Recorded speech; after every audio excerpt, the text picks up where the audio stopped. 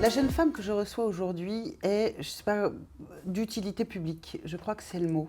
Elle est malheureusement concernée par une pathologie qui nous concerne d'habitude plutôt nous, les femmes plus âgées. Et du coup, elle a créé une association, la première du genre. Et cette jeune femme, elle s'occupe d'un phénomène qui touche une femme sur deux, le prolapsus. Franchement, c'est au top du top de bientôt, mesdames. Bonjour Justine. Bonjour Maïtena.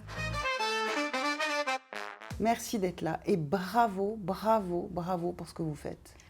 Merci à vous.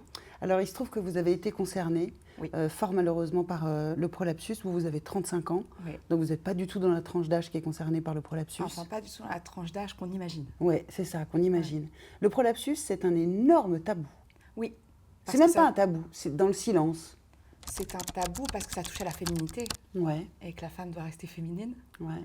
Et donc ne doit pas dire que ses organes ne sont plus à la bonne place. Ouais, c'est ça. Nos organes ne sont plus à la bonne place. Il est temps de prendre le sujet à bras-le-corps parce qu'à mon sens, c'est un sujet de santé publique. Oui, bien sûr. Une femme sur deux, Ouais. 30% de syndrome dépressif, Ouais. 50% de troubles anxieux qui y sont associés. Mmh.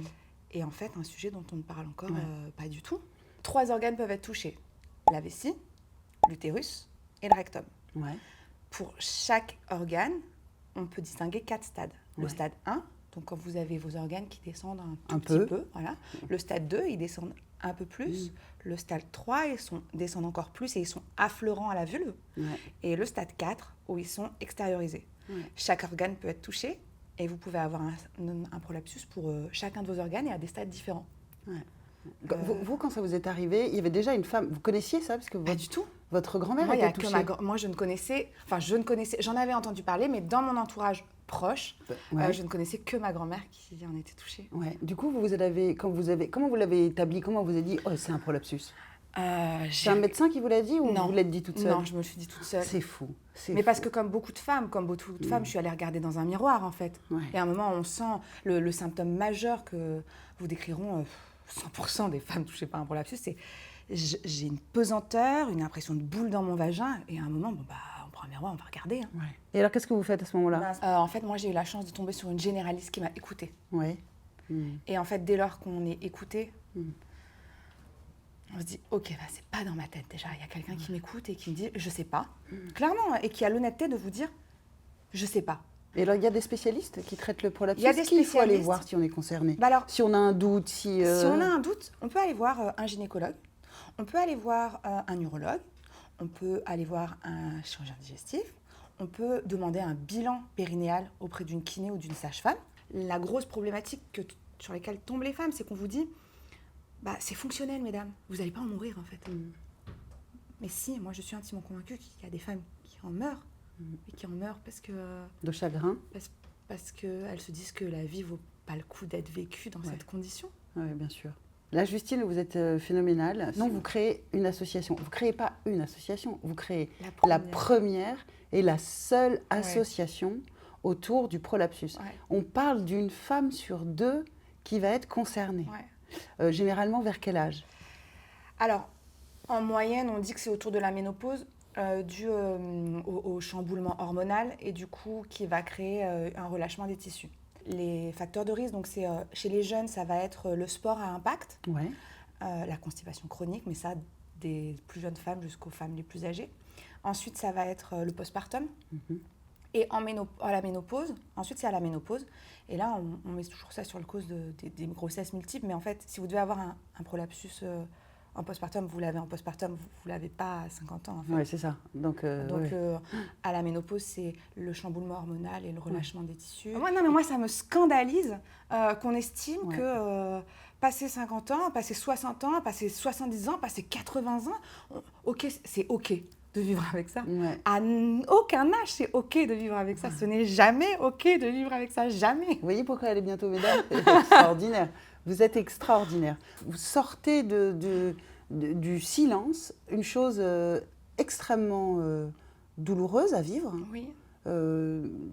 qui met dans une fragilité immense, et le silence qui l'accompagne le rend presque honteux du coup.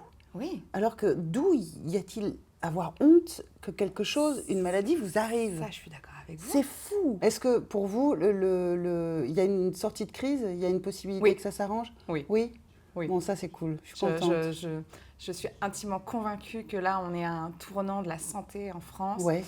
Les femmes commencent à comprendre qu'on doit devenir acteur de notre propre santé. Ouais. Actrice. Oui, actrice.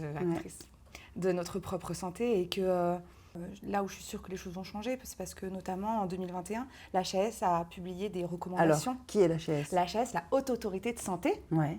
Donc enfin, les choses ont été prises un peu au sérieux, j'y crois en tout cas, Ouais. par les plus hautes instances.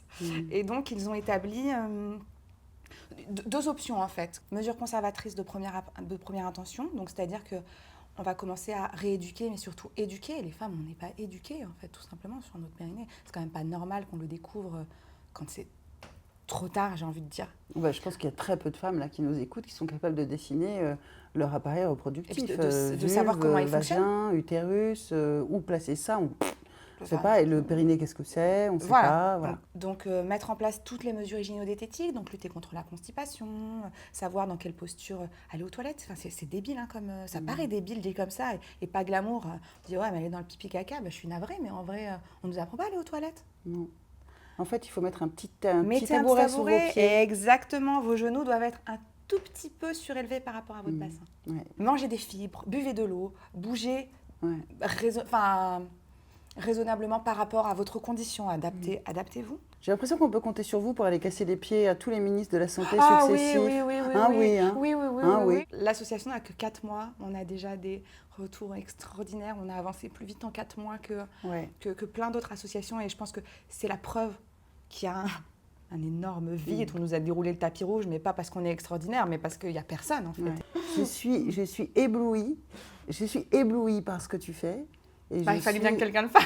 Et je suis émue de te rencontrer et on sera vraiment à tes côtés pour t'aider. C'est gentil. Et bravo, vraiment infiniment merci pour bravo. toutes les femmes en fait. C'est même pas merci pour l'association, c'est merci pour mais toutes les femmes. C'est nous qui te disons merci si tu veux, si tu veux bien. Allez, je t'embrasse. Merci beaucoup et bravo. Merci à toi.